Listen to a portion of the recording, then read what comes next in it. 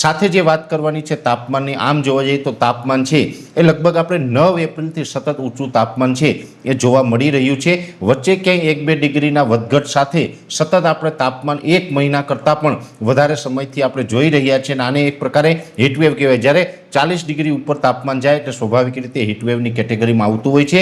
એમાં વચ્ચે આપણે એપ્રિલ મહિનામાં એક હીટ ડોમ બન્યું હતું, અત્યારે પણ એક હીટ ડોમ બનેલું છે।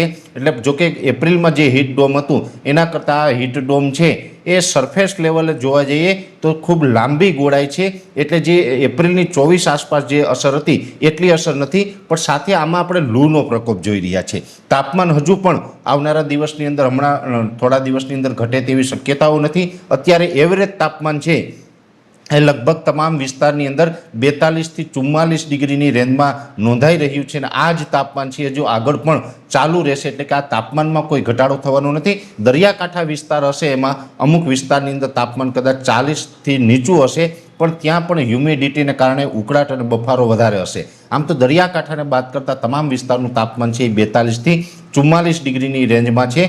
હજુ આવનારા દિવસમાં કદાચ આઇસોલેટેડ પ્લેસ ઉપર 44 પ્લસ થઈ શકે, એટલે કે 45 પ્લસ આવું તાપમાન નોંધાઈ શકે છે। તાપમાનમાં હમણાં કોઈ ઘટાડો જોવા નહીં મળે।